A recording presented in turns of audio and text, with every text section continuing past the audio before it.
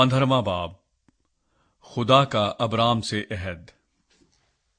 इन बातों के बाद खुदावंद का कलाम रोया में अब्राम पर नाजिल हुआ और उसने फरमाया, आए अब्राम, तू मत डर, मैं तेरी सिपर और तेरा बहुत बड़ा अजर हूं।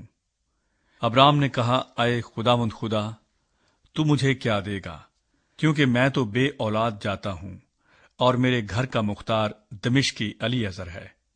फिर अब्राम ने कहा, देख, तूने मुझे कोई औलाद नहीं दी, और देख, मेरा खानाजाद मेरा वारिस होगा।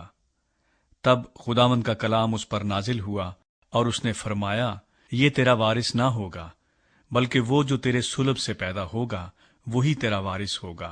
और वो उसको बाहर ले गया और कहा कि अब आसमान की तरफ निगाह कर, और अगर तू सितारों को गिन सकता है तो गिन। और उससे कहा कि तेरी औलाद ऐसी ही होगी। और वो खुदावंद पर ईमान लाया, और इसे उसने उसके हक में रास्तबाजी शुमार किया। और उसने उससे कहा कि मैं खुदावंद हूं जो तुझे कस्तियों के ऊर से निकाल लाया, कि तुझको ये मुल्क मिरास में दूं। और उसने कहा, ऐ खुदावंद खुदा, मैं क्यों कर जानूं कि मैं उसका वारिस हूंगा। उसने उससे कहा कि मेरे लिए 3 बरस की एक बछिया और 3 बरस की एक बकरी और 3 बरस का एक मेंढा और एक कुमरी और एक कबूतर का बच्चा ले।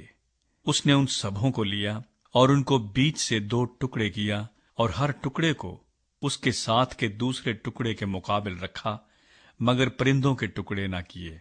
तब शिकारी परिंदे उन टुकड़ों पर झपटने लगे, पर अब्राम उनको हंकाता रहा।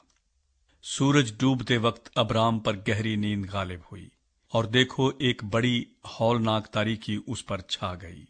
और उसने अब्राम से कहा, यकीन जान कि तेरी नस्ल के लोग ऐसे मुल्क में जो उनका नहीं परदेसी होंगे, और वहां के लोगों की गुलामी करेंगे, और वो 400 बरस तक उनको दुख देंगे।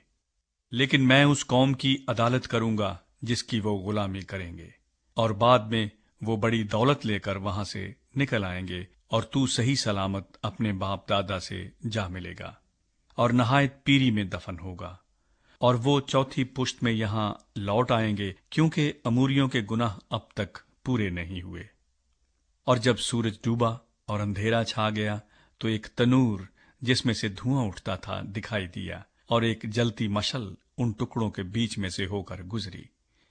उसी रोज खुदावंद ने अब्राम से अहद किया और फरमाया कि ये मुल्क दरियाए मिस्र से लेकर उस बड़े दरिया यानी दरियाए फरात तक, कीनियों और कनीजियों और कदमूनियों और हित्तियों और फेरजियों और रफाइम और अमूरियों और कनानियों और जरजासियों और यबूसियों समेत मैंने तेरी औलाद को दिया है। मैंने